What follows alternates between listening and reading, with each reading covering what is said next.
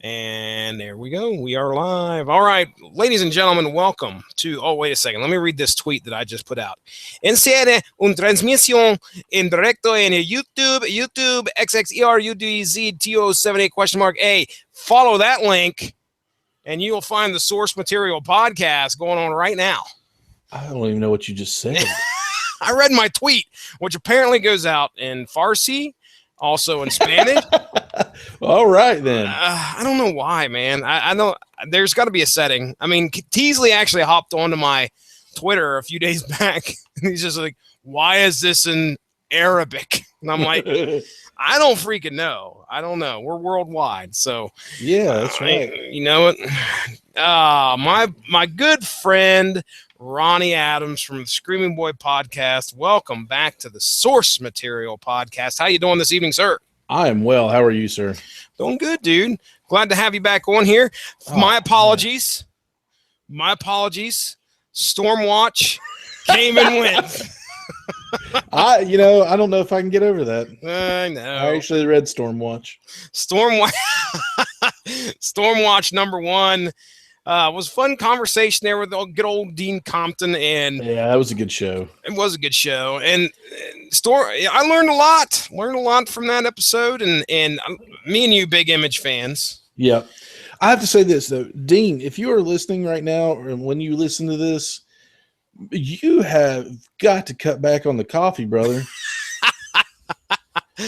I say that. I say that because I'm jealous of the energy. Oh, he's got energy, dude. Dean Compton. Here it is. Dean Compton, the Paul Heyman of podcasts. Oh, absolutely. How's that? How's that? I love it. And that's meant as a compliment. Absolutely. He is the. I don't Paul think he'd Heyman find. Is, yeah. I don't think Dean Compton would find that as an insult in any way, shape, or form. All right. Well, tonight, I what did I message you today, or was it yesterday? It's yesterday. Yesterday. I said, Ronnie Adams, let's do a quick show. Now, what we're doing here is this all occurred to me all at once because Mark Radulich, get well, sir. You're in the hospital right now as we speak. So Mr. Schedule is not out there marking the schedule as Mark the Schedule does. So I know. We got shows that are falling off left and right because this man is getting his health back in order, as well he should. Absolutely. As well he should. I just want to, Mark, you're an awesome guy and praying for you, and I know you're going to get better soon. So you'd better not make me a liar and get better soon. That's right, man. So he's out there, he's getting healed up. So we have a show that we had planned. Mark and I were going to record this coming Monday, Batman 66, which I think encapsulated issues 1 through 5 of Batman 66. Now, I don't know if things. So have I. I don't know if that is going to happen, so that's fine. I'm keeping that book. Mark's got that graphic novel. I do not want to cover it without him or without him saying, "Hey, Jesse, go ahead and cover it without me." So we're going to set that aside. And what we like to do here on the Radulich and Broadcasting Network is synergize. All right, the Synergizer Bunny. Because you know how I feel about puns, Starship. I know. I'm not quite as passionate as Josh Calanders, but I know. I think he would be giving me a standing ovation right about now or something. If you throwing something at me of 2 middle fingers. But. So the Synergizer Bunny, we've got to figure out something here to do to try and synergize with either Batman, which is Lego Batman, I think released today. The other day. Okay, so this Thursday, or was it last week? I think it was last week. Okay. A friend of mine posted about seeing Lego Batman with his son. Okay. And he was disappointed that it wasn't political. He was being sarcastic. That was a joke. But. Well, oh goodness. So there's February for you. February was a Batman month. Then we've got March coming up, which is Old Man Logan. Mm-hmm. So we've got a Wolverine book planned for that point in time, which is Old Man Old Man Logan. Well, now is it the title of the new Wolverine movie? Is just it Logan? Okay, thank you. So I had a feeling I just messed that up. So anyway, we're going to cover Old Man Logan, the comic book, here on Source Material, while lots of other Wolverine-related programming is actually going to be going on that same week. We actually have a Metal Hammer of Doom devoted to a album by Entombed called Wolverine Blues. Oh, wow. So, yeah, be prepared. There's all sorts of Wolverine stuff going on that week. And here, and on the show that I do, what's it called again? Screaming Boy. Haven't done one in so long you forgot the name. Oh man, let me tell you something. It's killing me right now because of scheduling. We always complain about scheduling, and it's the truth. We just a couple of us, have we all have busy schedules. Oh yeah, and it just the ever present theme is life happens, and it's the truth. But hey, we'll be back possibly if you're listening to this live this Monday, and if you're listening whenever this comes out, we'll be already out. Oh, that's right. So while you're focusing on your content drop, one whole episode content. What I've come up with was, okay, hey, why don't we do one of the next best things? And that is to cover a comic that merged Batman and Wolverine together. Now, ladies and gentlemen, you may not be aware, or you may be. If you're a follower of Source Material, last year, I got to cover with, Dean Compton. Oh, imagine that. Imagine that. The man, the myth, the legend, 90s comics guru himself. We discussed Marvel versus DC. The crossover that it was the battle of the century. It was billed that on the comic book, and it still is, in my opinion, one of the best crossovers that's ever happened in the comic book business. So we covered that. Now, one of the offshoots of what had happened as a result of Marvel and DC universes coming together and battling was a company of, I say a company, it was more like a line of comics called the Amalgam Comics. And the concept of this was to merge the two universes into one. That's actually touched on in the episode that me and Dean talked about, where we talked about the battle and also about how these universes came together. So tonight, what we're going to do is we're going to discuss one book. They've released, I think, a total of, I want to say 12 books. Let me look here. I could tell you. I want to read straight from the wiki here because that's the professional thing to do. The first Amalgam event occurred near the end of Marvel versus DC crossover event in 1996. All right, so we're going back. Get ready, Ronnie. 21 years. Gosh, dog, you just made me feel so old, dude. I mean, when I'm watching people, and I've watched a couple YouTube videos where these guys were laying down the issue and looking at it, and I'm sitting there going, oh, look at that comic, mint condition.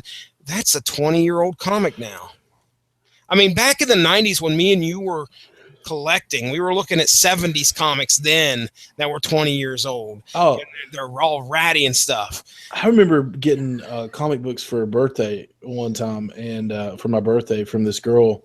I guess maybe I was in high school, and she knows, she knew. Well,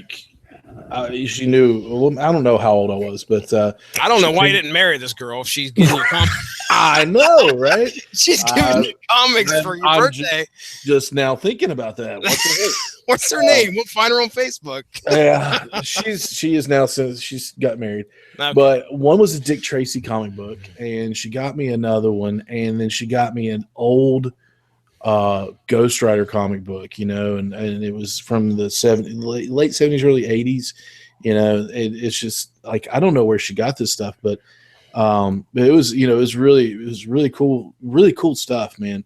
And just a bunch of comic books, and I'm looking at it going, oh my gosh, this was from 20 years ago, 30, and this is amazing. But now It's 70s. It's 40 years ago. I know, man. Collecting comics is really it keeps the youth. Yeah, it keeps the youth about you. I think for some reason, you know, we grew up in the 90s. We collected in the 90s, and we continue to collect to today. But then when you start to realize the age of some of the issues, I mean, this was the year of extreme stuff that was going on, and you're sitting there thinking, man, I can't believe that was over 20 years ago.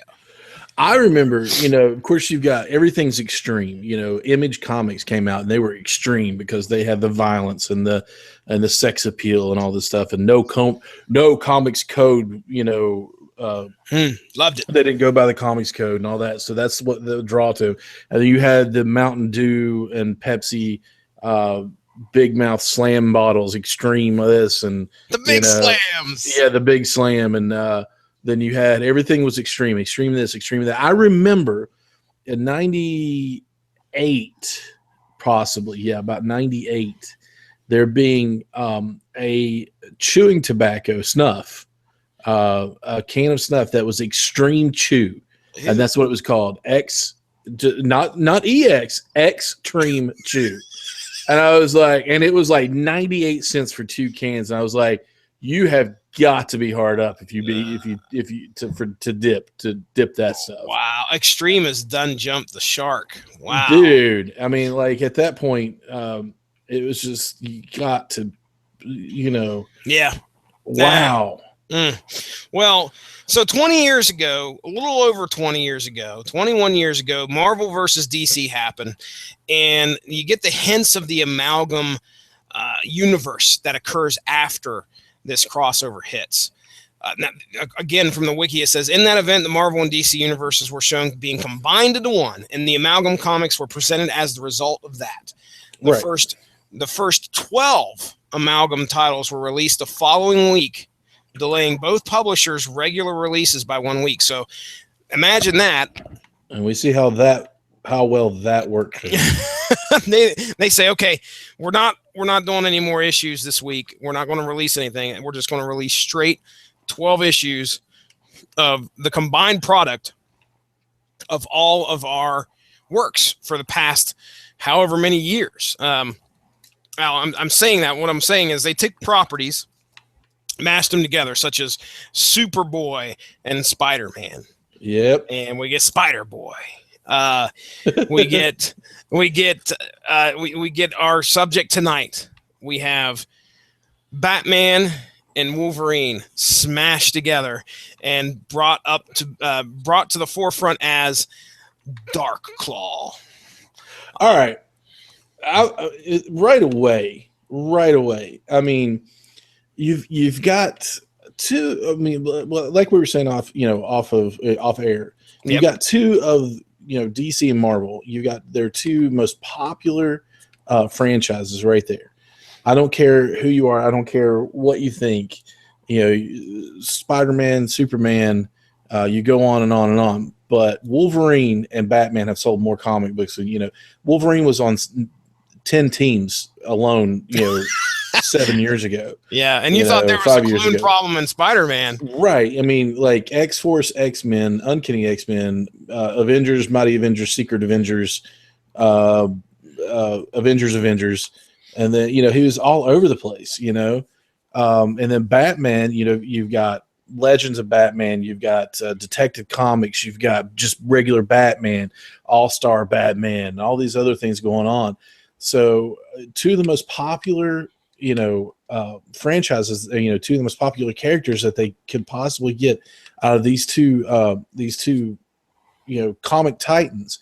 And, they say, well, what could be better? You smash all these characters together and you've got Spider-Boy, you've got all these, Captain America, Superman combined to become Super Soldier. So they've got elements of each character in there, except for Batman and Wolverine and the name. They're like, you just can't name him, Wolverbat or something stupid. You got to give him a cool name. And that freaking name is DARKCLAW. I mean, come on. And that's scary. it's that in the 90s that was incredible. So they've got this whole you got chocolate my peanut butter and peanut butter on my chocolate thing going on. You got two great tastes. I love that reference. I seriously was going to use that reference tonight, and you beat me to it. I'm so sorry. It works. It works. It's perfect. And they're like, but you can't just name it, chocolate covered, peanut butter or something like that. You got to give it a good name, Reese Cup. And there you go. So they take something that could have ultimately just been forgotten about, which I forgot Super Soldier's name, for goodness sakes. But you don't forget DARKCLAW because he's freaking DARKCLAW. I mean, come on, dude. Okay, one of the reviewers that I watched today discussed stated that this was the most popular Amalgam comic that was released. Now, I didn't look up any numbers to confirm that or not, but you just made a good argument to kind of support the whole reason for that, because Wolverine, there was nobody else that was hotter than Wolverine, right? And Batman, to this day, is a hot commodity. So we're in the midst of, between those two properties, there's two movies that are coming out in 2017, and they're not just, I mean, the one that we just discussed, Lego Batman, it's a freaking Batman movie in Legos. Right. That is, I mean, it's probably, I haven't looked at the numbers, but you just said you watched some dude post something about it. I just seriously, before we started this podcast, I watched Mad Hatter McGinnis. He put something up on Facebook stating that it was, it's, if you like Batman, you need to go watch this movie. And then we have we have Logan coming out again. Go ahead, Ronnie. I'm sorry, but you've got some major star power when you go into Batman or Wolverine or anything like that. I mean, in the Lego Batman alone, you've got Will Arnett, Michael Cera, Rosario Dawson, Ralph Fiennes, Zach Galifianakis, Jenny Slate from she was in Saturday Night Live, I believe, or still is. Conan O'Brien, Billy D. Frickin' Williams. Oh, wow. Yeah, who's playing Two-Face, by the way. And if you remember in the 1989 Batman movie with Michael Keaton, he was Harvey Dent. Oh, that's right. That's right. Yeah. Zoe Kravitz, Kate, I can't say her last name, but she's been in a lot of stuff. Eddie Izzard, Seth Green, Jermaine Clement, Ellie Kemper, Channing Tatum, who plays Superman, Jonah Hill, who played Green Lantern, who were hilarious in the Lego movie. Adam Devine, Hector Elizondo, Mariah Carey. I mean, the list goes on. They've got major star power in this. And then you go to the new Batman movie. Who's playing Batman? Freaking Ben Affleck, and before that it was Christian Bale, and before that, it goes on and on and on and on. Even the sucky Batman movies had big names in them. So, and let's flip the script and go over to Wolverine side of things. Yeah. All right. Now, this isn't the first Wolverine movie. No. We're dealing with, this is our third in the Wolverine franchise. Are you counting? Is it the fourth? Yeah. Is it the fourth? I'm thinking third. The three that I can think of. I'm not counting any of the X-Men. And for some reason, my buddy counts. I don't. Somebody was saying they counted X-Men Origins as an X-Men movie, which I did not count that as an X. That's a Wolverine movie all the way. Yeah. Origins Wolverine. Is that what it was? Yeah. Well, the one with no mouth Deadpool. That's a Wolverine movie. There you go. Okay, I agree 100%. My buddy was like trying to make an argument that was no, that's an X-Men movie. I'm like, dude, it's Wolverine in the title. You watch the origin of Wolverine. It's a freaking Wolverine movie. I really consider X-Men, the first X-Men, a Wolverine movie too, because he was the character in the movie. It really revolved around him a lot. While you had some talented actors in those roles. It really fell on Hugh Jackman's shoulders there.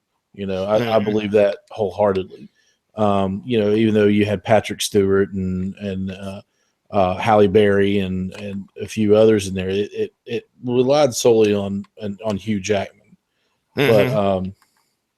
But it looks like we're going to see the same thing with this new film. Yeah, they did phenomenal. Don't get me wrong, but it's one of those things where it was Wolverine centric.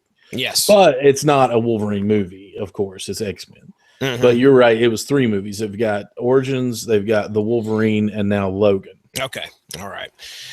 So again, the point that we're trying to make with all this is the fact that these are 2 characters. This is 96 that we're looking at this comic book. Again, 21 years ago, and these characters are still to this day in the limelight of pop culture, in theaters, in comic books. Well, I don't know. We might when it comes to comic books, I don't know if the original Wolverine is in there or not, but we can definitely say Old Man Logan is. Yeah. A form of Wolverine is. Same thing with Batman. If Batman's not in there, he's coming back at some point, or he's off doing something else with somewhere else. So 2 mainstays of comic universe come together, and it becomes Amalgam's #1 issue of Legends of the Dark Claw. All right, now let's go ahead. Let's take a few minutes. I want real quick props to the creative team, because I don't know if you recognize any of these names. I can tell you the pencils, and I assume pencils by Jim Ballant. I'm sorry, I don't recognize that name. The inks by Ray McCarthy, which I assume is inker here. I'm just I'm going off the names on the front here, but I don't recognize that name either. However, I can tell you that this art on this front cover is pretty good. I mean, it looks good. It's definitely some 90s looking stuff, but I mean, it looks great. Yeah. Now, our writer, you recognize that name at all? Larry Hama. Mm-hmm. A very, very popular writer if you are a fan of the G.I. Joe series. I just finished the most recent Kapow the Pop Cultured. Let me try it again, guys. Kapow the Pop Cultured podcast. They're good buddies down here. Jordan Lowe, Michael K. Easton, Cliff Barnes, and the Grand Poobah himself, Seth. I don't know if he goes by Seth anymore. I think it's just Grand Poobah. But anyway, they were just talking about how the recent... Excuse me, I got pop-up windows coming all over the place here. The most recent run, I don't know if it's coming to an end, but Larry Hama wrote like a ton, as in like every single issue of G.I. Joe for the Marvel continuity. And then what happened is it flipped over, and I think it's being published by IDW now. And he picked up from where the final issue of Marvel's G.I. Joe picks up in IDW's. So in other words, I think let's say the Marvel issue was 116 and that was the final issue of Marvel. It then picks up in 117 in IDW. And this didn't happen like over the course of a night. There were years in between it. So he picked up continuity shortly thereafter. Anyway, Jordan Lowe, big fan of Larry Hama, and he gets the opportunity here to write a story about a comic book character, which is the most popular comic book character, should be the most popular comic book character ever made. Yeah. I mean, very true. we just said, I mean, the 1 + 1 is 2, so it's got to be the most popular comic book character ever made. All right, so let's go ahead and we'll pick apart DARKCLAW here just by looking at the front cover. I mean, I don't know if you have it in front of you there, but we can clearly see the elements of Batman and the elements of Wolverine put together here. The iconic Wolverine mask that he wore, where this is the 90s Wolverine mask that I'm trying to picture like the Jim Lee X-Men, where he's got those big long, well, I don't even know what you call them. It's just like extensions from his eyes going up. They're flares off of the mask. The over-exaggerated, ears. I guess that's probably Sure. Sure. But you've got the over exaggerated ears, the I mean, like the long ones, the long claws, you know. Now the claws that you're talking about here, Uh-huh. I thought it was neat how they made the claws Almost serrated. Yes, in a bat shape, like the batarangs. Yeah. So at first I was like, oh, that looks pretty evil. And then you realize, oh, okay, they're kind of carving that in there to do a batarang type of deal. What else we got on here? The long flowing cape, which that was not in Wolverine's repertoire. No, that's definitely all Batman. That's all Batman right there. Yeah. And it looks like he's got himself a signature Batman tool belt. Was it? I mean, it wasn't so much a utility belt, was it? There you go. That's what I'm looking for. The word I'm looking for is utility belt, where he had all the crap in his belt. I assume. Well, if you're going to get technical about it, he carries all these crap in his belt. Hey, it looks like there's some spare batarangs on the side there. But yeah, we've got the signature black and the signature yellow, which that was already indicative of Wolverine's costume in Marvel, but it was more yellow than it was black, for sure. Right. His was yellow, black, yellow, blue, yellow, brown. Mm-hmm. So, but it was always yellow. Yep, yellow was a big portion of it. Nothing else I can pick off the front cover here. You got anything else you'd like to say about the DARKCLAW's costume? That cape is out of control, man. And the boots, the capes, or the capes, the boots, the cape, the boots itself are. I mean, this thing just screams, "Hey, I'm from the 1990s." Oh, dude, no doubt. You know, so I mean, it's beautiful. I mean, I'm not gonna lie, it's absolutely gorgeous because it reminds me of being in the 90s. 96. I mean, let me ask you here. I already know the answer to this, but hey, did you collect Amalgam Comics when they were being released? I did not. Okay. And I feel that I missed out on a lot by this. Do you own any right now? No, I don't. No, okay. I've read, digital. I've read, borrowed. I've read them. But I did not own any Amalgam Comics because I thought it was silly at the time. But what didn't hit me is the two biggest names in comic book history are getting together to make to change, try to change the course of history. It didn't really, but they tried real hard. I mean, they got the best trier award out of that. I don't know if at the time I thought Amalgam Comics was going to be a thing. Yeah. Our listeners may not they may not realize this, or at least some of our listeners may not know that, we're looking at Amalgam Legends of the DARKCLAW #1. Yeah. There's no #2. No. These two companies went into this project, I assume, with the full intent of just saying, okay, we're going to do a slate of #1 issues and then we're done. Because at the end of what happens at the end of Marvel versus DC is after they come together, then, and I think this is covered in Doctor Strange Fate, which ended up being part of the coverage that we did on that. But anyway, they have to pull these universes apart because things are going badly. For the Amalgam universe. This is not supposed to happen. So sales are waning. So they have to go and pull them apart. But as a kid myself, I was in 96. I was 18, just getting ready to graduate, and I remember these hitting the shelves, and I was in the same boat as you. I didn't buy any. I thought it was the coolest thing ever. Yeah. But I mean,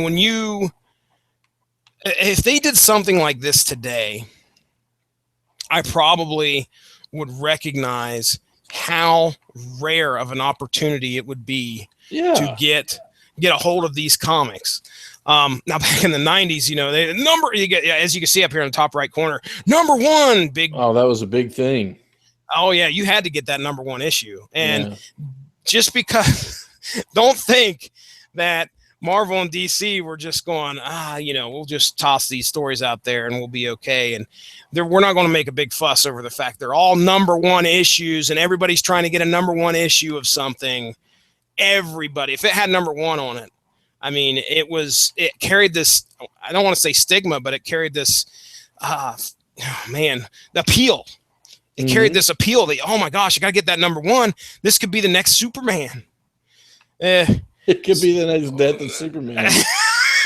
Welcome to the 90s, my friends, where everything was all about, gimmicks, throwing out there the #1s. I'm really shocked that these weren't foil embossed, hologram craziness covers. One of the things that I had in my notes here was a very, very indicative thing of the 90s. There are amalgam trading cards. What? Yes. And we get our treat to these issues, right? But you have to understand, with DC and Marvel going into this thinking, okay, we only have these #1 issues. We're not planning on doing a series of 12. We're not running this past next week. They have to fit as much crap as they can into one issue so that somebody who picks up the Legends of the DARKCLAW opens it up and says, okay, I understand everything that's going on, while in fact making you realize that this is dropping you in on a universe that in a character that's in the middle of everything. I mean, when we open this issue, it's a fight between DARKCLAW and his worst, vilest enemy, the Hyena. And we have no build up to that fight, okay, which it could have happened in the previous issue. However, DARKCLAW #1, there are 0 issues, I think, in 96, but anyway, they're dropping you in the middle of the continuity pretty much. But what I'm getting at is, when they did these trading cards, one of the big things that was a selling point to me right now, 2017 Jesse Starcher, why I'd love to get a hold of these comic book cards is because a lot of the continuity is on the back of those bios of those cards. Yes, yeah, Let me give you an example here. I'm going to stop screen sharing here real quick, and I'm going to pull up this picture that I found online because I'd been messing around all day, kind of doing my due diligence as a researcher or whatever. So, okay, you're going to love this. If you don't know much about the cards, dude, you're going to get a kick out of this. Screen share. That one right there. All right. Now, I don't know if you have this in front of you or not. I do. Okay. Now, here's the back of one of these cards. I believe this is the back of one. I'm going to read this to you. The climactic issue of Secret Crisis shocked readers with the sacrifice of American Girl. Super Soldier had just returned to the continuity, and although American Girl was patterned after his old partner, the two characters had never met before this issue. Fans were outraged, and Amalgam's phone lines blazed for weeks with angry calls. Folks, there was no Amalgam. They're making things up. There was nothing. There was nothing. But look at the name. Okay, look at the title of that issue. Secret Crisis of the Infinity Hour #7, October of 1985. Oh my word. They had a lot of fun doing these cards, and one of the characters that we get into here in this book is a girl by the name of Sparrow. I'll get into her origin, and you'll see specifically what she looks like. But one of the things you do not know, unless you have the trading card and are looking at the back of it, is that she found DARKCLAW injured at a mall, and that's where they became friends. There was a bond that happened between them, and she became DARKCLAW's sidekick. So that's not in this. That's not in this book anywhere. Or his ward. That's not in this book anywhere. So if you had the card, though, you could look at the back and see those bios. So anyway, I just love Secret Crisis of the Infinity Hour. That is probably one of my favorite titles to a comic book that never existed. So there you go. I love it. I love it. They had so much fun with that, though. Yeah. Whoever wrote that was just like, all right, we've just got to, once again, peanut butter and chocolate and peanut butter. Let's take all the best, all the biggest names that we got. Secret Wars, Infinity Crisis, Yep. I don't know where Hour came from. No, 0 Hour. Zero Hour. Secret Wars, Crisis on Infinite Earths, Infinity Gauntlet, and then 0 Hour. So they took all 4 of those huge events and shoved them into one. It's great stuff. I love it. But okay, so let's go ahead and we'll get into the issue here. All right, so I stopped screen sharing, I believe. And let me go back to the issue itself. DARKCLAW. And then I have to bring up my notes as well here. So give me just a second. And then please tell me if the screen goes blank or whatever. Can you see old DARKCLAW there? Looks beautiful. All right. So we already talked about our creators. Now, and we tore apart DARKCLAW's cover here, talked about what he looked like. And we open it up, and we're right smack dab. Look at that picture. I mean, just right off the bat. April of 1996, DARKCLAW coming at you. Black and yellow. And I hate that song. Oh, it's terrible. One of the other things that I want to point out here, there was apparently the way that they did this when they did divided up the publishing duties of these comics. I think 6 were done by Marvel and 6 DC. So this one right here, as much as this really feels like a Marvel property to me, this was actually published by DC. This one was. So yeah, you'll see down. You can probably barely see it down here, but it says Legends of the DARKCLAW, April '96, published by DC Comics. So here it is. I mean, it's just so cool. I'm a big fan of crossovers. I don't know if you are, but that's one of my favorite things. And don't cross your toys over. You're a non-toy crosser, huh? Yep. Well, if you remember correctly, old Cliff from the Kapow podcast said almost the same thing. He said, "Oh yeah, he does." He's Star Wars. Star Wars went with Star Wars. Thundercats went with Thundercats. Yeah. Still haven't read the He-Man Thundercats, though. I need to get my hands on it. Me too. All right. So anyway, I'm disappointed in myself. Well, you know what? Maybe somebody will help you out. There's people out there that can help you out on the internet, from what I understand. Anyway, so we're in the midst of a battle here. It's a battle between the hyena, the evildoer, the worst evildoer in DARKCLAW's rogues, and DARKCLAW are battling. I think they're on a newspaper press.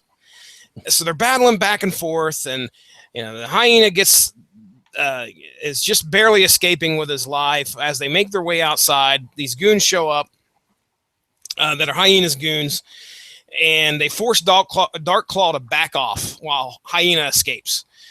DARKCLAW, I think, jumps off the building or something like that, and he's rescued by Sparrow. Now, if you take a good look, you can probably see Sparrow right here in the top right panel of this page. She's a cross between our dimensional crossed lovers from Marvel versus DC.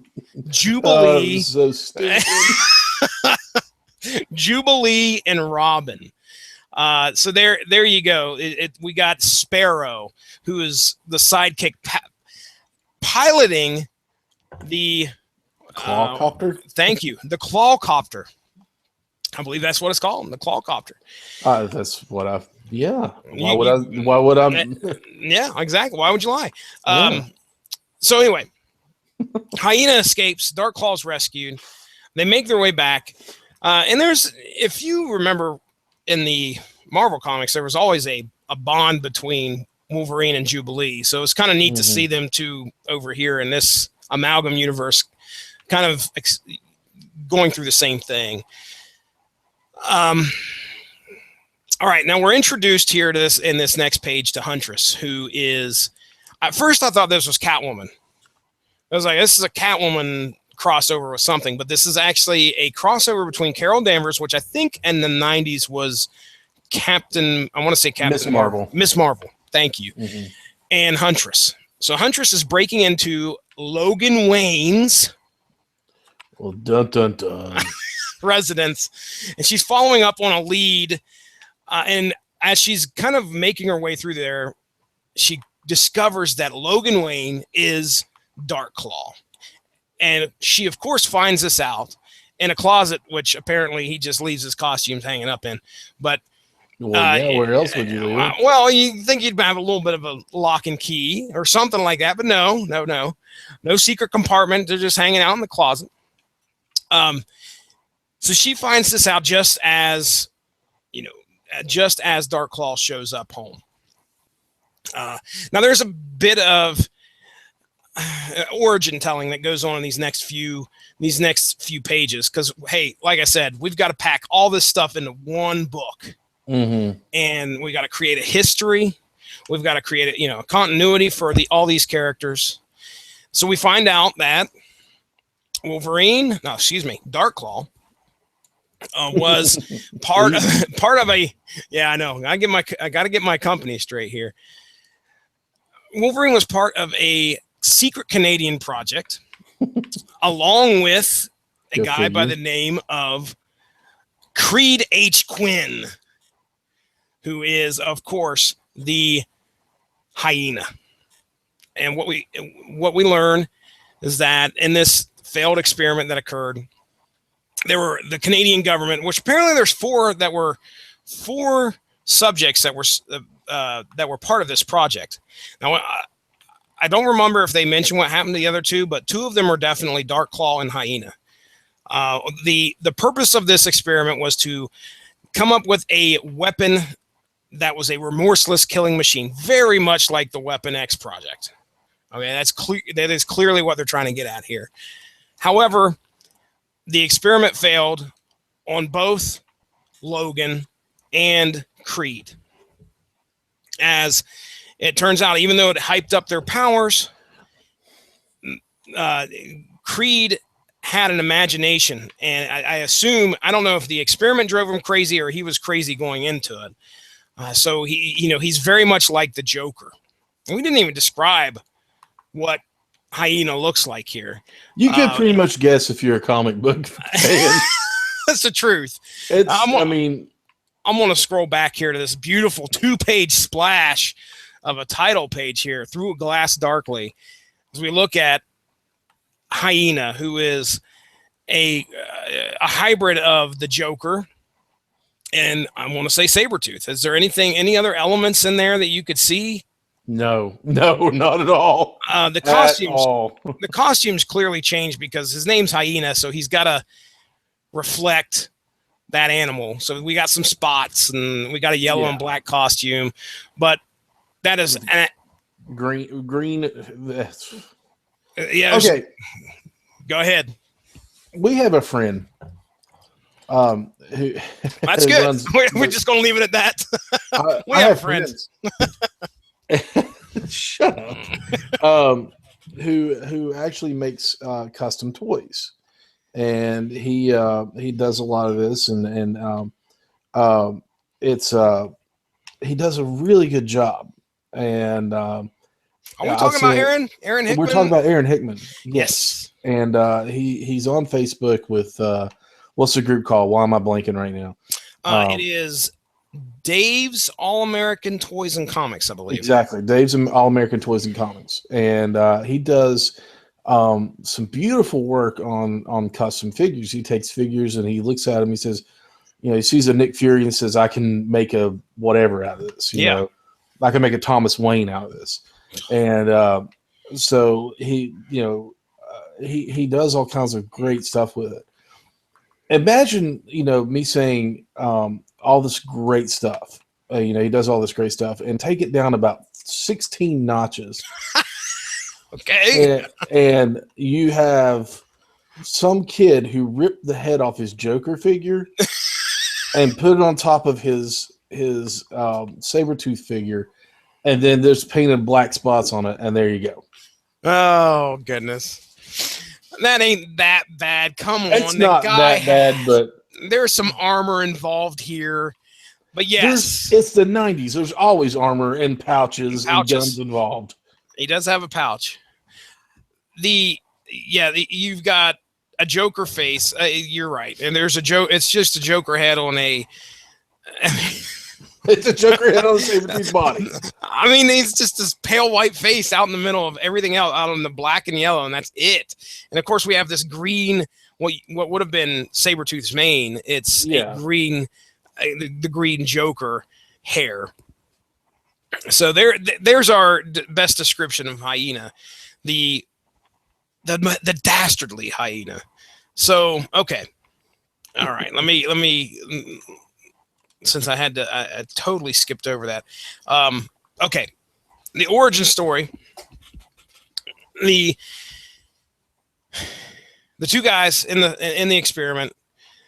Logan has a conscience, so he comes out of the experiment still with that conscience, and he's not a remorseless killing machine. While Creed is the one with the imagination, still he escapes as well. So these guys are souped up from whatever this Canadian project is. Now we got to figure out why in the world was Hyena in a newspaper building? Why was he over there robbing I don't know if he was robbing, but why was he over there in this newspaper printing office? And we find out that he messed with the subtype. He messed with the printing type that was going to print next day's paper. And they find out and they look at it, and it turns out that the hyena was going to tell everybody that he was going to gas the president on Air Force One. Oh, what a dastardly plot. So dastardly that he decided to leave a clue. It almost feels very Riddler-esque. But yeah, AF1 plus NaCN. Oh my goodness, that's the NaCN is sodium cyanide. So he is going to gas the president on Air Force One. So DARKCLAW the next day makes his way onto the plane. Now I want to go ahead and just point out here real quick that as DARKCLAW is on or making his way there in the claw copter, all right, he's hanging out on the side and he's going to make a jump. But in order to make that jump, Huntress, who is along for the ride now, has a crossbow grappling hook that she uses to snag the tires of Air Force One as it is taking off. Now, there's no love lost between Huntress and Sparrow, and I want to explain that to you just in this one little shot. First words up here in this top panel: tell the slut to take her shot. Oh my gosh. Rough much? I was like, no, wait a second. What'd I do to you? What did she do? I mean, come on. You calling her a slut? That's now there's been a few times. I don't know if I've ever read the word slut in a comic book. I may have. Oh, you have, but it's rare. A DC Marvel crossover comic with the comic book authority right on the front. Yeah, we're talking Image comics, and Dark Horse and all that, where you read that kind of language. Yeah, you're calling some girl a slut. You just met her yesterday. Anyway, well, now we know that Robin, at least in, I think it was Hush. Maybe it was Hush, but we know that Robin and Catwoman never got along. So maybe that's what they were trying to play on here. Maybe. But just pointing out here. So anyway, DARKCLAW makes his way over to Air Force One, jumps in there. He's got to fight off some of the Secret Service agents that think he's there to kill off the president. Hey, look, guys, I'm here. The hyena is going to gas the plane. And just then the hyena jumps out, starts shooting Secret Service agents. Get the president to safety, which looks an awful lot like Bill Clinton. Let me go ahead and we'll get to that page real quick. Oh, there he is. Oh, gosh. I can't do an impression. I was going to try to do a Bill Clinton impression. I'm not even going to try. That was horrible. Anyway, they're trying to get him to safety. Hyena releases the gas. And at this time, we have a choice to make, okay? We're either going to die in this plane or we've got to get out of it somehow. DARKCLAW, of course, snicked. Out come the claws. He rips open the side of the plane with those claws of his, sucking all the gas out along with him and the hyena. As they fall to the ground, Hyena's laughing it up, as the hyena does. And he says, "Hey, I've got a parachute. I'll see you later. As the hyena does. As the hyena does. He's always got a plan.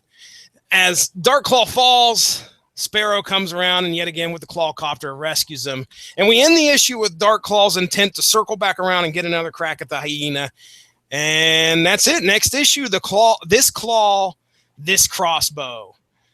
So that was the next issue that was supposed to happen. So there's your introduction, your story for DARKCLAW, the legends of the DARKCLAW, which, what do you think, man? I mean, as for a story here, what would you want out of an Amalgam story? Would you just want a one-shot, or do you like this being dropped into a universe and that has all this continuity that never existed? That's a hard question, because I'm always a sucker for a good story. And, taking two popular characters like this, as much as I didn't see it back in the day, I see it now. Mm-hmm. That, yeah, I kind of want to see where they would go with this. And, what happens with Sparrow and Huntress and why she hates her so much. And well, here's the thing. Next, as we flip over to the letters page, we have, this is all formatted just like a regular comic book would, like you're on issue 150. Next issue, whose side is the Huntress really on? You'll be devastated when you learn the awesome answer in this claw, this crossbow. So, they're setting it up for that little bit of intrigue, and maybe there's a little bit of history between Sparrow. Maybe she has a reason to call her a slut. I don't know. But anyway, so there you go. Let me take you real quick to one of my favorite things. Oh, go ahead. You sound like you had something to say. Oh, no. You go right ahead. I want to take you to my favorite thing here.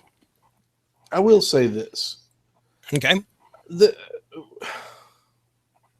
You're not only saying so it. far. I'm trying. There's only so far you can go with shoving your reader straight into a storyline with no backstory, no anything like that. I constantly argue with a friend of mine about. He's like, I like these Marvel movies and all this, but do they have to tell the story of each new person? Yes. Even though we as readers may, be familiar with the backstory of Doctor Strange or the Avengers or Captain America or whatever's going on in the Marvel universe, there's a whole bunch of people who may be new to this who are not aware of, Doctor Strange being, a surgeon with a God complex. Who gets his ego, wiped out and has to, basically start over, and that Captain America wasn't always the super soldier. He was actually, a sickly young man who all he wanted to do was defend his country, or fight for his country, so I don't know if their intent was to actually get more out of this, or if it was just to leave it at a one shots. Mm-hmm. But this feels like a one shot deal. Yeah. I don't think they were going to say, hey, we actually need to join forces and continue this on. Yeah. No, I think you're right. This was, I'm sure, planned all at the forefront just to go, okay, hey, we're going to do all number ones and that's it. Yeah. We're not going to go continue any further. So, okay, well, how do you want to do this? We're only going to do one issue. Well, let's just, continuity's been going on. These universes have been going on for ages since these two universes have come together. So we're just going to drop readers right into the continuity and right into the story. Now, what would have been interesting is if they would have chose different issue numbers. Yeah. If they said hey, it just confused the heck out of everybody.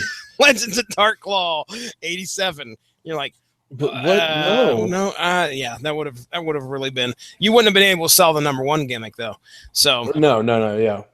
But I like that, me personally, because it's true to the theme of what was going on with Marvel versus DC, and how, you know, these universes had come together. So they're just like, oh, hey, we're going to drop everybody in here. I mean, I read an issue, I think it was of X Patrol, a few weeks back, which I would love, absolutely love. If I have the time, I will do every single one of these Amalgam issues this year.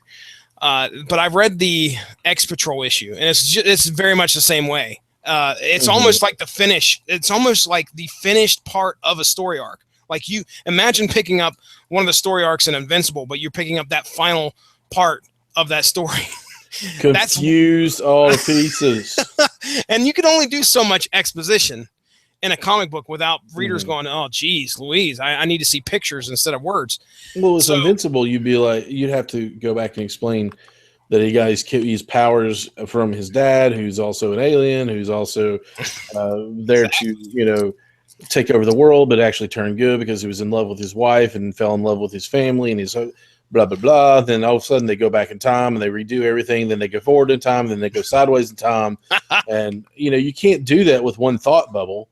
You know, you have to put some effort into this. Yeah. So this really, I mean, this was fun. I mean, and I really honestly believe that's all it was meant to be, was fun, and to make a quick buck for both companies.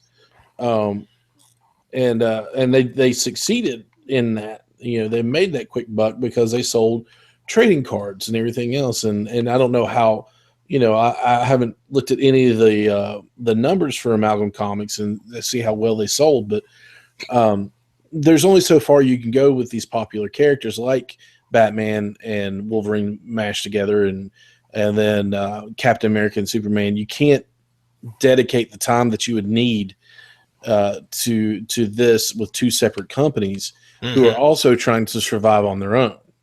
Yeah, you know, it would have led to, you know, the end of comics as we know it. And it, you know, we're both wrestling fans, and if you're a wrestling fan, you may get this. And if not, I apologize for completely nerding out on you. But it's just like the WWE now. You know, it was WWF and WCW, and you know, in the image right, there was ECW, because they took it a step further than WCW and WWF would want to go. Extreme, exactly. Extreme Championship Wrestling. Holy crap, you know. But there, even then, you know, ECW and WWF did some stuff together. WCW kind of just stayed there, you know, stayed in their own. Which is kind of how I see DC doing. But, you know, these companies, you know, would work together every once in a while just to, you know, just to make some money, you know, because everybody wanted to see Ric Flair as a WCW world champion go against, you know, Hulk Hogan, who was WWF world champion or whatever. Yeah. Everybody wanted to see that. So every once in a while they would work together and make some money, and that was it. But then it leads to what we have in wrestling now, which is one company, big monopoly, everything, and makes a monopoly and does what they want and no longer cares about the fans. So it would have led to that. You know, somebody would have bought somebody else out, and they were like, okay, DARKCLAW is now just known as Wolverine, and, you know, blah blah blah. The Batman's no more. Or, you know, I don't know if you could get rid of Batman, but, you know, you take that property, you take that best bit of whatever that company was, much like what they tried to do with WCW after they bought them. Right. And keep them around, and trying to keep them separate was. And then you adopt what works and what doesn't, you know, and into your company, and what doesn't work or what you think doesn't work, you get rid of. Yeah. So you saw that, you know, with the wrestling, you know, the ones who didn't quite fit in, the Buff Bagwells, the Disco Infernos and stuff like that, they were fired. Yep. You know, and they were mainstays in WCW. You know, you didn't go with hardly without a Nitro or a Thunder without a Disco Inferno match. You know, and as you know, much to the chagrin of everybody watching, you had to go through that to get to the other matches that you liked. Side note, Disco Inferno, still wrestling, and Josh Calandra's second favorite wrestler. What?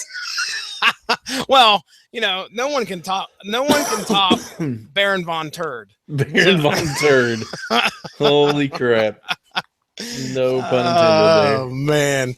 All right. So I want to really quickly just pull your attention here to the letters column of this Amalgam Comics from number 1. How do you get people writing to number 1? You don't. You don't. You make it up. Make it up, such as this thing here. Okay, I'm down here in the second paragraph, our second letter. And he goes on and on about how he has collections of a comic book called Sleuth Comics. And then he gets this one point where he says, "Who is this upstart Larry Hama anyway? Wasn't he the writer on Sergeant Fury?" Screw that all up. Sergeant Fury and the Combat Happy Joes of Easy Company. Obviously, an allusion to the G.I. Joes that Larry Hama was the writer. Right. And then, of course, Sergeant Rock and Nick Fury. Yeah. And there was, I've heard of Easy Company before. Yeah. So, okay. And then Larry Hama couldn't write his way out of a paper bag if it was on fire. He actually writes stories that have endings. And what we were just talking about earlier with the G.I. Joe continuity that's gone on forever. Okay, that wasn't the one I wanted to point out here. This is my favorite. Okay, we're going 1, 2, 3, fourth letter down. Dear Slicers and Dicers, I wrote a song about DARKCLAW. Here it is. So here we go. Source material exclusive. Jesse Starcher raps the DARKCLAW song right out of the back of the letters page of DARKCLAW and Amalgam Comics. Who is the baddest, raddest dude? 1990s people. Okay, you ready? Who is the baddest, raddest dude? Who got the style? Who got the moves? Who throws down on the gangsters and the rudes? Who chucks the molesters off of the roofs? It's DARKCLAW snicked. DARKCLAW snicked. You looting and shooting and a bumping and a thumping. You better get straight or you're going to get a lumping because the clawed Canuck going to mess you up, going to rip you out your kidneys and mail them down to Sydney, Australia, and then he's punching your face into luncheon meat, all covered with ketchup, while you're just standing there saying, "What's up, what's up?" And outside it's raining fists on your head. If you don't know better, you think you was dead. DARKCLAW snicked. DARKCLAW snicked. Okay, speaking of punching, how do you like this song? It needs a heavy house beat with some rad samples. If you like it, I have hundreds more. Your best friend. Now, there's no way this is a real name, but if it is, I apologize to anybody who has this first name. Don't apologize. Tshong Arbuthnot. All right. Now, here's the thing. Oh my Lord. I'm gonna reach here. Okay. 1996. All right. I just rapped you that song. Well, we're gonna call it rap. Yeah, we're gonna call it rap. But I'm not sure that's what it was. Okay. So anyway, so I'm sitting there going, okay, how are they coming up with these names? Tshong Arbuthnot. So the first thing I'm thinking is anagram. This is an anagram of something. Okay. Yeah. There are anagram machines. There are anagram sites out there, servers. Yeah. All right. So you want to know what I did 10 minutes before we started this podcast? I shoved Tshong Arbuthnot into an anagram thing, anagram server, just to see what I would come up with. Now I can tell you, Jesse. I can tell you right now, a combination of all those characters together, it resulted in 15,000 different anagrams that this server came up with. Of course it did. Look at the name. 10 of which started with the word Bane.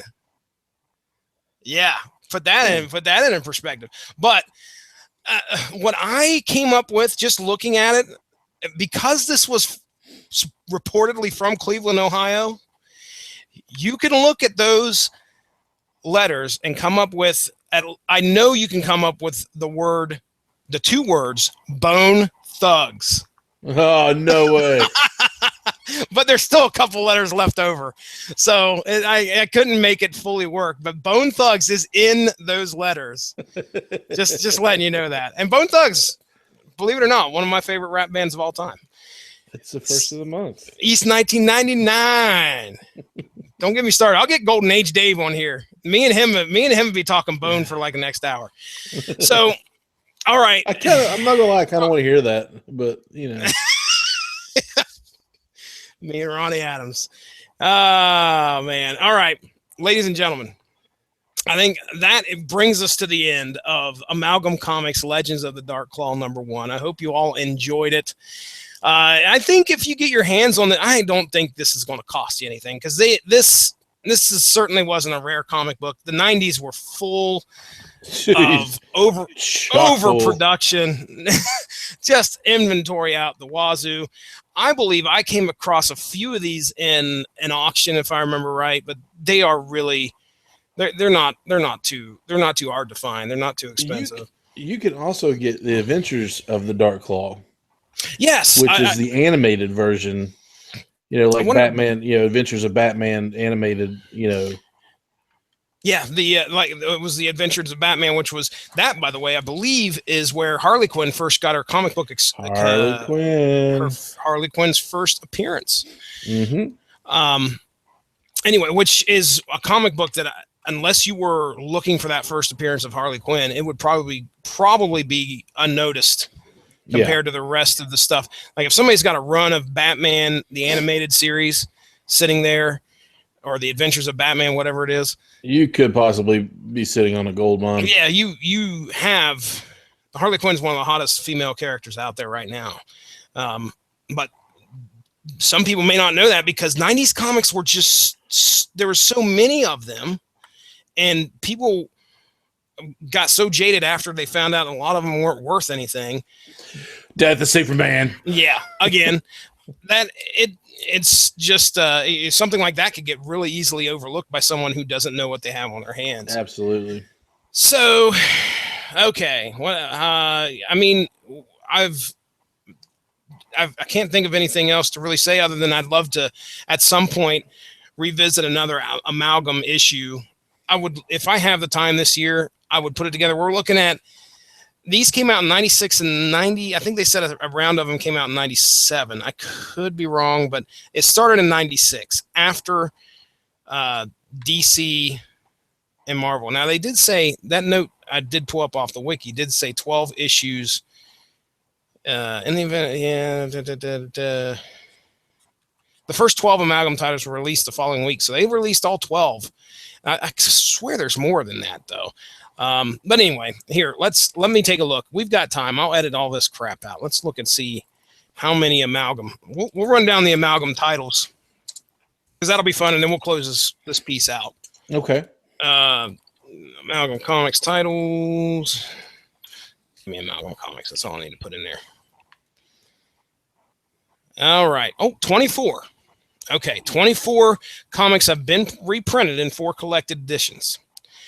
The Amalgam Age of Comics, which is the first 12 that we were talking about. So the DC Comics side of things, there are a total of 6 that they published, and Marvel Comics side of things, they published 6 on their end. So we have Amazon, Assassins, Doctor Strange Fate, JLX.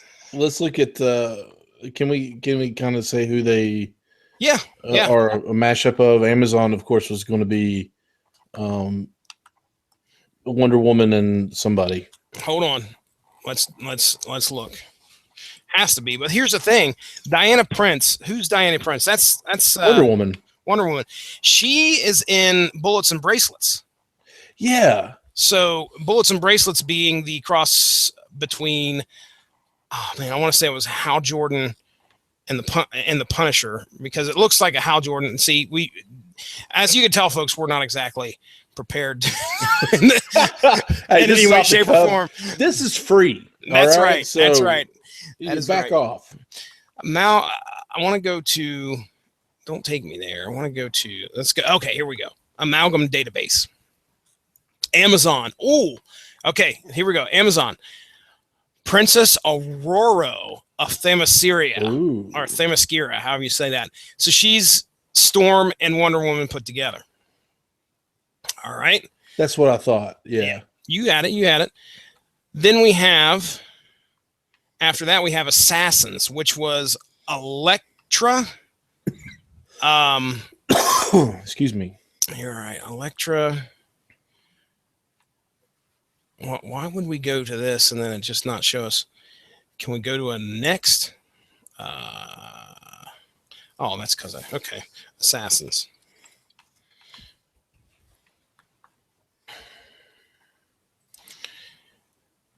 Here we go. Hey, there's a wiki for everything. Assassins. Okay. Cat's Eye, which was Cat's Eye, spelled Catsai. Shut up. The name, her name was Elektra Kyle, clearly an amalgamation of Selena Kyle and Elektra. We have Dare the Terminator, Slade Murdoch, a female amalgamation. Yeah. I love it. A female amalgamation of DC's Deathstroke and Marvel's Daredevil. So there's your. Yeah, I forgot that they did There's your. A little bit on its ear. There's your Assassins right there. Now, Doctor Strange Fate. They have the way this is set up. It actually gives us a breakdown of all the characters in. Apparently, it's in alphabetical order in each issue, but Doctor Strange Fate was mainly. Can you take a guess on? If you can't, you need to stop collecting comics. Doctor Strange and Doctor Fate. There you go. A combination of those, which he played a significant role in separating the two universes. So that he helped out and ended the Amalgam universe. Then we have JLX. Oh, gee. Yeah. Justice League of America crossed over with X-Men. Mm-hmm. Legends of the DARKCLAW, which we just clearly ruined for everybody. I like how you didn't say explained or, we ruined it. We ruined it. We absolutely butchered that for you people. Enjoy it. Super Soldier. This version of Clark Kent is a human who takes a super soldier serum containing alien DNA. Ooh. Yeah. His oh boy, you're gonna love this. His mortal enemy, the Green Skull. The Green Skull. Lex Luthor, Red Skull, mashed together. And then we have Ultra Metallo, which is an amalgamation of DC's Metallo. Ultron and Metallo. Then we have this is Marvel 1996's Marvel side of things. Bruce Wayne, Agent of S.H.I.E.L.D. Oh. Yeah, so Logan Wayne, I wonder if he's going to be related somehow. Yeah, we got almost three Batman titles. You talked about the animated series. Mm-hmm. We also have Legends of the DARKCLAW, and then we have Bruce Wayne, Agent of S.H.I.E.L.D., which I don't know if Batman's part of it, but there's quite a few there's quite a few Bat characters. We got Black Bat, which is a crossover of Batgirl and Black Cat. So yeah. Wow. Bullets and bracelets. You tell me this didn't end? I mean, this didn't end well for both guys. I can't believe that. Diana Prince, Bullets and Bracelets. Diana Prince, Princess Diana of Themyscira, an amalgam version of DC's Wonder Woman. So they really don't go into a whole lot. I mean, that's Wonder Woman. And then the Punisher, Trevor Castle, an amalgamation of DC's Steve Trevor and Marvel's The Punisher. So there's your Bullets and Bracelets, which I've read that and I actually enjoyed that issue, and I hope to cover that one on here. Magneto and the Magnetic Men. They didn't even bother changing his name. No, they did not. There's quite a few characters they didn't touch. Marvel said, we're doing this our way. Screw off, everybody. Magneto staying Magneto. Speed Demon. Ooh, let me guess. Go for it. Flash and Quicksilver. No. I don't remember that one. Flash. Obviously. Here, I'll tell you what. I'll throw up a picture because Okay. it is an iconic picture. Let me see here. Speed Demon. Michael Jackson, the Speed Demon. Let me go ahead and we'll make sure to put comics on there. Or Amalgam. Don't need to see Michael Jackson videos. I don't know. I don't. Just putting that out there. Well, fine then. You right. obviously don't enjoy good music, sir. I'm going to put this up, share this here, and we got to open it up first. Can you do that right there? Now you tell me, you take a good look, and you tell me who you think this is I see nothing. Cross between. I know. Hold on. Oh, okay. It's coming up. Speed Demon. Here he comes. And there he went. Yeah, there he went. But I see. Yeah, Ghost Rider and I'm pretty sure Flash. Yeah. Yeah. So there's Speed Demon. He's an agent of hell that just runs really fast. I mean, I have no idea. I know I've read that, but I can tell you I do not remember it at all. Okay, up next. Let me go back to my. There we go. Spider Boy, which we talked about. Yep. X Patrol, which is a cross between Doom Patrol and probably X Factor. I think X Factor. I would think. Yeah. All right, so then we'll kind of talk about the 1997 run here real quick. We'll run down through these. 1997 Bat Thing. Is that Batman and Man Thing? Please say yes. Man Bat and Man Thing. Man, oh yes, Man Bat. Man Bat and Man. Yeah, one Thing. of the sillier characters of DC. Mm-hmm. DARKCLAW Adventures, which we talked about. Okay, you want to know one of the villains in DARKCLAW Adventures? Yes, I do. Ross Apocalypse. No, you can't do that. It's there. No way. There is a. You'll get this immediately. Apparently, there is a character, THX 1138. What? Yeah.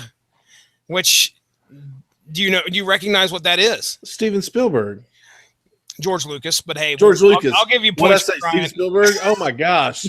I need to quit everything life. He runs a movie podcast, ladies and gentlemen. He is I used to run a movie podcast. I don't any longer. That's why he switched to pop culture. Yeah, because apparently I can't tell two iconic directors from, Hey, I got the wiki in front of me, so I probably would have been like, wasn't that Quentin Tarantino? Anyway. Generation Hex. Oh Lord. So we got, I know Generation X, and then I knew Jonah Hex was going to be part of that. Yeah. So it's probably Generation X back in the Old West. Let's scrape the bottom of the barrel is what that is. I almost want to play a game and start like naming some of the obscure, because they got some obscure names here of combinations of people. All right. Let me redeem myself. Go ahead and name a couple. Well, that one's too easy. Fing Fang Flame. This is out of JLX Unleashed. So I know you can probably name one of those characters. The other one I've never heard of. I'm a DC guy, or excuse me, I'm not a DC guy. I'm somewhat. You know a little bit about DC, but you're more Marvel yourself, right? Yeah, absolutely. So I don't here. Make mine Marvel, no prizes. Okay, I'll tell you what. JLX Unleashed. Here's. Let's see if we can get this one. Red Vision. Red Tornado and Vision. Very good. Very good. You win. We got to read Lobo the Duck. We got to have we got to have Josh Calandris on for that one. He's probably shaking his fist in rage right now. Alf. I'm going to read some of these character names we have here. Al Forbush, Ambush the Lunatic, Beverline, Billy the Millie, Daryl Rutabaga, Dr. Bongface, Gamorilla, God Thing, Gold Kidney Lad. Oh, excuse me, Gold Kidney Lady. Impossible Dog, Jonas Turnip, and Lobo the Duck. There's your rundown for the characters in Lobo the Duck. So they basically said, let's take the two silliest comic books that we have. Not Howard the Duck and Lobo. Yeah, Lobo was great. Yeah, Lobo was. I've never read an issue of Lobo, but you could probably hold up a cover of Lobo, and I'd be like, oh yeah, I remember that one. I remember looking at that cover because he was. Well, him and Wolverine went at it in Marvel versus DC. Yeah, because basically Lobo was an answer to Wolverine, wasn't he? Yeah, and if I remember right, Dean made a case because I didn't think. I was like, why Lobo? And there was a case that was made for Lobo at that point, which made sense. Mm-hmm. All right, Super Soldier, Men of War. So we kind of talked about Super Soldier. And the Marvel publishing side of things in 1997, we have Challengers of the Fantastic. So that's Fantastic Four and Challengers of crap. I'm not. If people out there on DC side of things are screaming at me right now, I want to say Challengers of the. Let's go. Let's make sure that they're screaming at you. They're screaming at me right now. Challengers of the Unknown. There yes. We go. All right. Why wouldn't we know that? It's the Unknown. Exciting X Patrol. Oh my Lord! How many X's? I'd like to know how many. So many X's. So many extremes. X's. Right out of the 90s. Iron Lantern. Oh, that's kind of cool. Yep. Magnetic Men featuring Magneto. Now we're going to call it. Now, 1996, we had Magneto and the Magnetic Men, and then how could we spin that title? I got an idea. Let's put Magnetic Men first. And it's just got a picture of Magneto in his regular costume, shrugging, going, "I don't know why I'm here. I don't get it. I'm featured. I'm contractually bound to be in this comic book." Spider-Boy team up. So we have. It's you should see.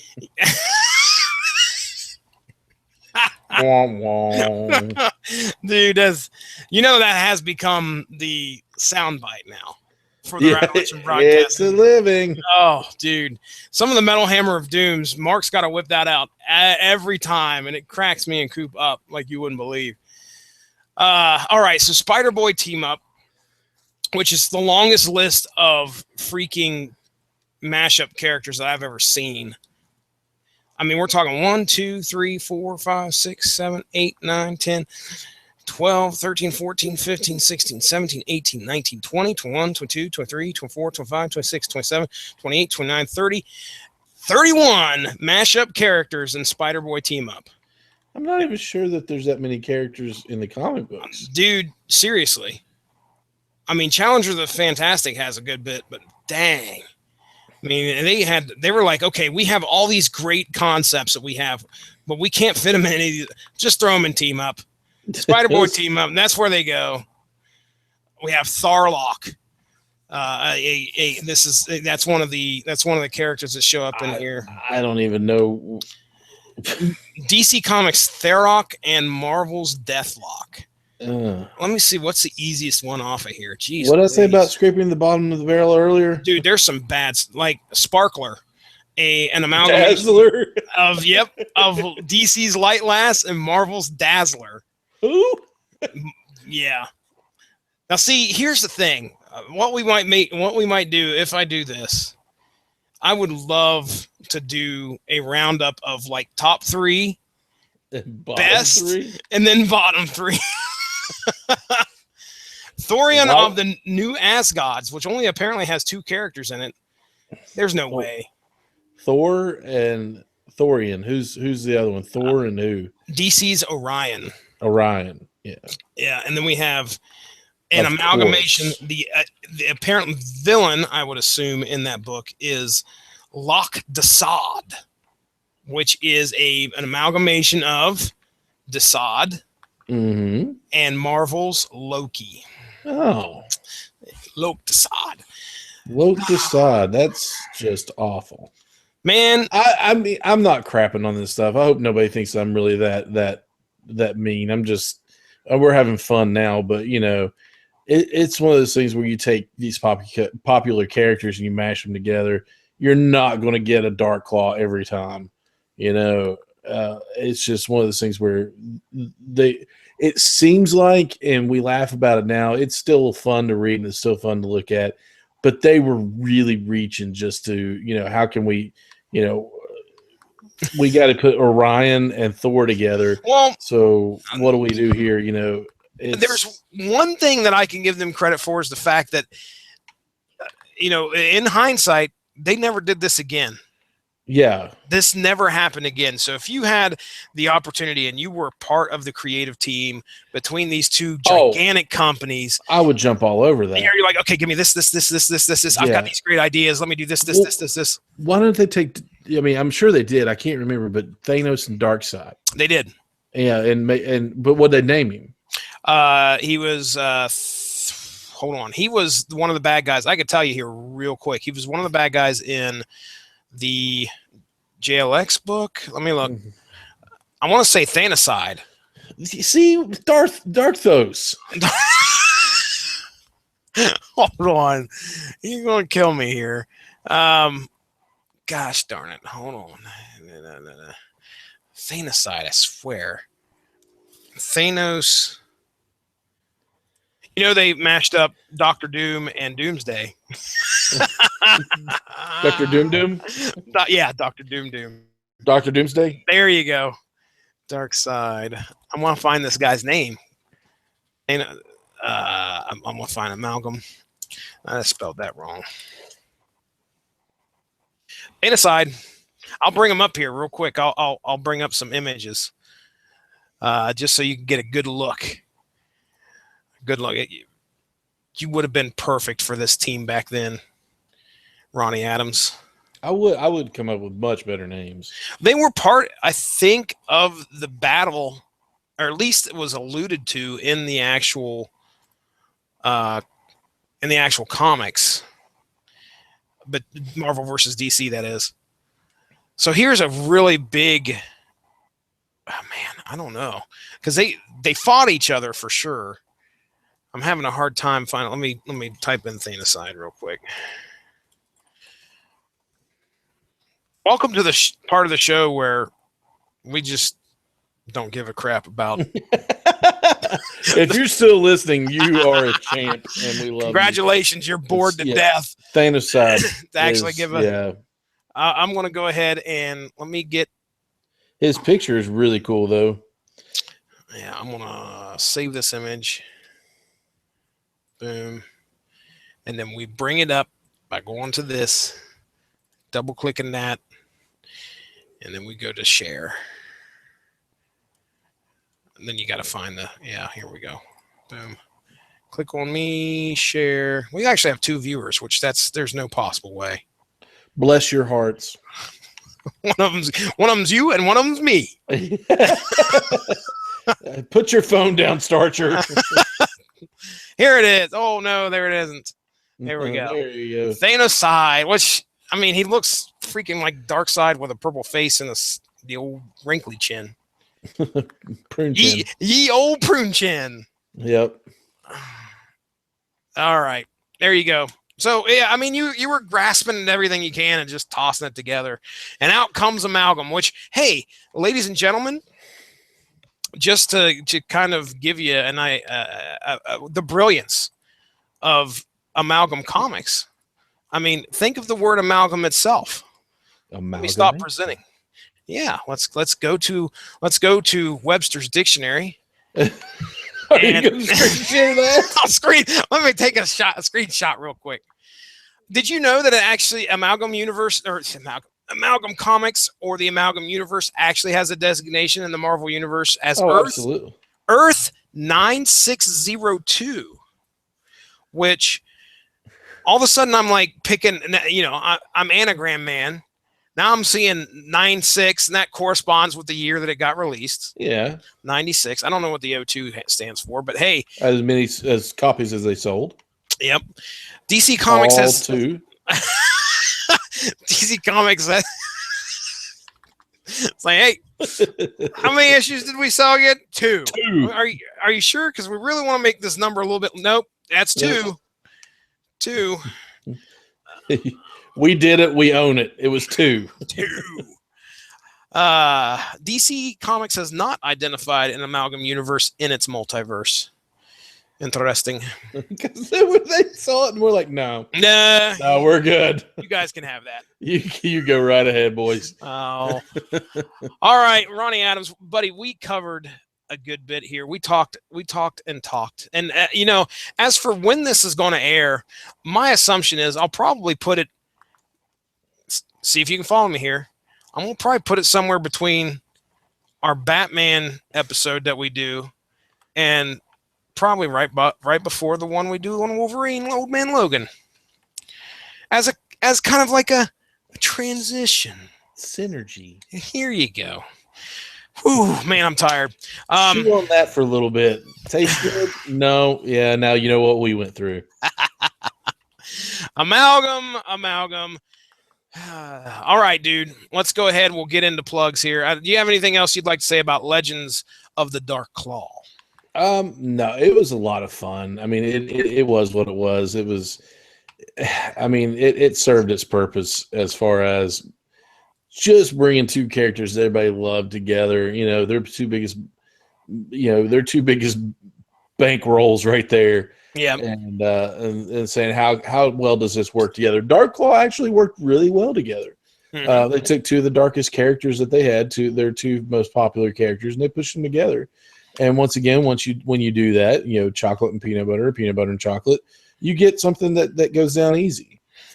Not so much with Sparrow. That one was kind of the white chocolate Kit Kat of the of comic books, and that you shouldn't do that. Is basically what I'm saying. I hear you. You got any more candy or candy bar? Listen, analogies. Justin from the F Off Metal podcast and formerly of the Figure Forecast. Figure Forecast. He and I have discussed candy in great lengths as far as the M&M peanut butter cups, Reese's M&M cups that should never have happened. Justin has some of the strongest opinions on some of the most obscure stuff. Justin has such strong opinions, and that's why he's awesome. That's right. But it's just certain things, worked really well together, and the other things didn't, and then some things were just downright cheesy. Cough, cough, Spider Boy, cough, cough. But it served its purpose. It did what it did. Everybody had fun with it. You got to see your 2 favorite, comic book giants come together and work for a little bit, 12 issues here and there, or however many issues it was.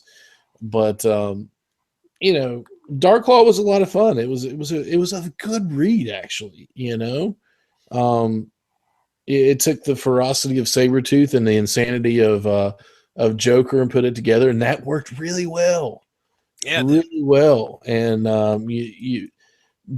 Logan and Bruce Wayne are 2 very dark, brooding characters that their personalities went well together. So it worked out. It really worked out. And it was a good read. Well said. All right, my man. Let's go ahead. We'll get into plugs and we'll get ourselves to bed, sir. I think you probably plugged the only thing you're going to be doing here, but yeah, do it again. We are going to be back, and we're going to have a live show, Monday night. We are going to be discussing the further delving into the world of Star Wars, and finally getting around to discussing Rogue One, because we believe now that everybody has seen it, and just breaking that down a little bit, and wondering where they're going to go from here with Star Wars. So we're going to talk all things Star Wars and Sweet. Rogue One. All right, very cool. Well, where can we find you at? You can find us on iTunes, Stitcher, TuneIn, and the Radio Legend Broadcasting Network with this show and other great shows. You can find us on Facebook. Just search Screaming Boy Podcast. You can find us on Twitter at Screaming Boy PR and Instagram, Screaming Boy Podcast. I am right now on a righteous mission to get us verified on Twitter, get that little blue check mark. So if anybody out there in the internet world, the World Wide Web, has a way of getting in touch with the Twitter sphere, I would it would be really cool to get us verified on there. Don't know why, just because we can, and it would be really cool. So hey, that's when you see the blue thing, that's a real deal. Yeah, exactly. I mean, everybody else. I mean, shoot, our president has it. I don't understand why you guys can't have it if the president. Exactly. Other, sports figures, actors, and activists have it. So you know what? We are just as intelligent and as real. Just as real as them. I want to be verified, daggone it. I don't blame you. But so that's been a righteous campaign on my part. But when I say righteous campaign, I emailed them and asked them, and they said no. But you can find us there. You can find us. We have a Snapchat. We don't really use Snapchat. The only thing that I've really gotten on Snapchat are random chats, random snaps, or whatever you call them, from Jason Teasley. And they're usually just him with a bunny rabbit over his face. So it's that's always fun. So find us anywhere on social network. Find us all those places. Download us. Give us the old thumbs up, the like on Facebook. Subscribe, share if you enjoy, and if you don't enjoy, you are so wrong. Right. Jesse, I kick it over to you, my friend. All right. Well, Ronnie Adams, I want to thank you for coming on to the source material. Man. Always. I appreciate it 100%. Ladies and gentlemen, really just quickly, if you have the opportunity, go over to the Rattleitch and Broadcasting Facebook page. Give that a like. Stay up on top of all the great podcasts that we have to offer. Source Material also has a Facebook page. If you're so inclined, give that a like as well. Stay up on top. I just share stuff as I'm doing research. I try and share some funny things. And, I'm not going to overload you with a bunch of bull crap. That's not on my agenda. My agenda is to share, and I hope that you enjoy as well. So with that being said, if you'd like to, go back in the archives, find the DC versus Marvel that we did last year in 2016. Maybe go enjoy that as a little refresher for what led up to Amalgam Comics. Please do so. Great show. Yes, a lot of fun. And in the archives right now, you can go check out me and Dean Compton discussing. What did we discuss? Hold on. Help me out. Ronnie, do you remember? What? What did I do? What did I do last week? Stormwatch. You didn't invite me on. How did you forget that? I apologize for it. Totally forgot about it. I can't remember. It's getting late, folks. Stormwatch #1. We covered Image Comics Stormwatch #1. Now, coming up. Terrible show. I wasn't on it. Ronnie wasn't on it. The next show we have coming up is supposed to be Old Man Logan, I believe. Unless me and Mark can get Batman 66 in there at some point. So keep an eye out for either one of those shows. Other than that, ladies and gentlemen, thank you very much for joining us. My name is Jesse Starcher. That's Ronnie Adams. Thank you for listening to Source Material. We respect you. We love you. Have a great evening.